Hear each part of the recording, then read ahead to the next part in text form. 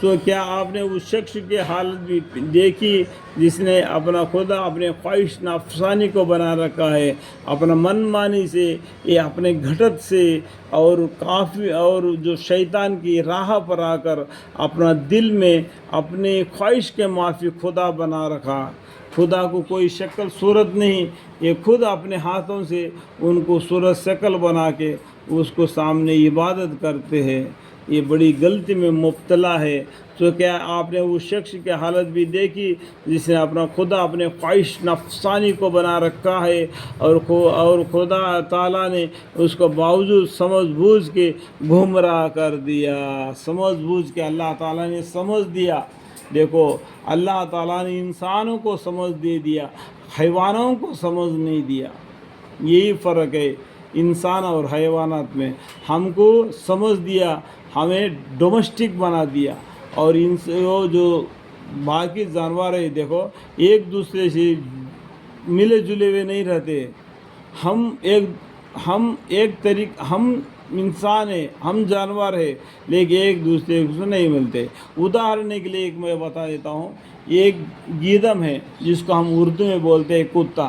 اگر یہ محلے میں رہتا ہے، دوسرے محلے میں جائے گا، وہاں کا کتا یعنی وہاں کا گیدم اس کو آنے نہیں دے گا، لیکن ایک دوسرے کے برابر ہے۔ وہ گیدم ایک ہی ہے، لیکن اس علاقے میں اس کو آنے نہیں دے گا، اس علاقے میں اس کو نہیں آنے دے گا۔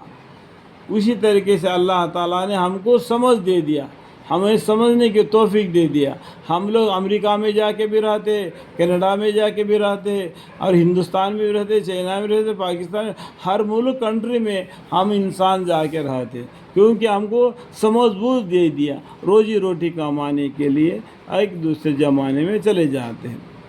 تو یہ ہمارے میں اور حیوانات میں کتنا فرق ہے، اس بات کو سوچنا چاہیے، سمجھنا چاہیے۔ اللہ کے لاکھ لاکھ شکر ہے، اللہ تعالیٰ ہم کو ایک سمجھدار بنا دیا، اور تاکہ ہر شخص کو اس کے کیے کا بدلہ دیا جاوے اور ان پر ظلم نہ کیا جائے گا۔ تو کیا آپ نے اس شخص کی حالت بھی دیکھی جسے اپنا خدا اپنی خواہش نفسانی کو بنا رکھا ہے، اور خدا تعالیٰ نے اس کو باوجود سمجھ بوجھ کے گمراہ کر دیا ہے، اور خدا تعالیٰ نے اس کا کان اور دل پر مہر کر دی ہے۔ دیکھو، اللہ تعالیٰ نے قرآن میں سب سے پہلا کان کا ذکر کرتا ہے۔ کہیں بھی پورا قرآن میں آپ پڑھ لو، اللہ تعالیٰ سب سے پہلا کان کے بارے میں ذکر کرتے ہیں، اس کے بعد میں دل کے بارے میں، اس کے بارے میں اس کے آنکھوں کے بارے میں مہر کر دیا ہے۔ سورہ دہر میں بھی دیکھو اللہ تعالیٰ کان کے بارے میں بولتا ہے، قرآن کان کے بارے میں بتا دیتا ہے۔ باقی مذہب بولتے ہیں آنکھوں کے بارے میں، نینم پردھانم، پورا انسان کے جسم میں آنکھ بہتر ہے کر کے باقی مذہب بولتا ہے، لیکن قرآن کان بولتا ہے، کان ہے۔ ہم نے خود اور ستن پلی بینک میں دیکھا، جس کو آنکھ نہیں ہے وہ بینک کی کتاب کو ٹائپ کرتا ہے، جو ہم بولیں گے وہ نمبر کو ٹائپ کرتا ہے، اب اپنا اکاؤنٹ کھل جاتا ہے، جب وہ اشارے سے اپنا کتاب اس رقم میں رکھ دیتا ہے، جس سے ہمارا کتاب پرنٹ ہو جاتی ہے، جس کو دیکھو آنکھ نہیں ہے، لیکن وہ کان کی وجہ سے وہ کام کر دیتا ہے۔ دیکھو کان کا کیا مہتو ہے، یہ لوگ نہیں جانتے، اللہ جانتے ہیں۔ جس کو کان نہیں ہے، اگر وہ روڈ پار کرنا ہے چاہتا ہے، روڈ پار نہیں کر سکتا ہے۔ آنکھ نہیں ہے تب بھی وہ روڈ کراس کر سکتا ہے کسی دوسرے کا اشارے سے۔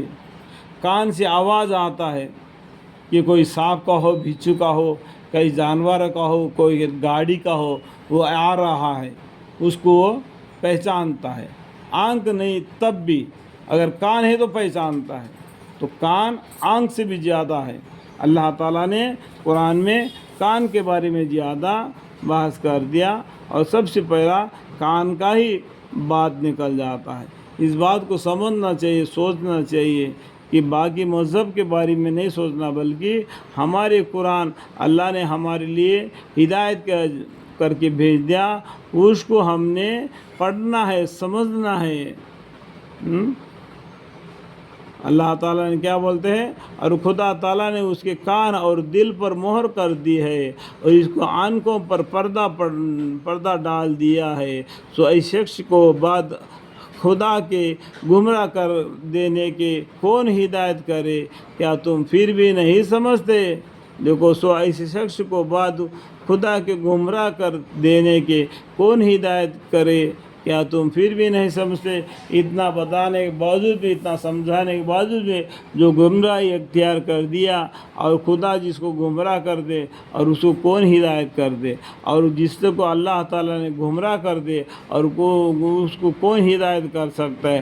اللہ تعالیٰ نے جس کو ہدایت دے اس کو کون گمراہ کر سکتا ہے؟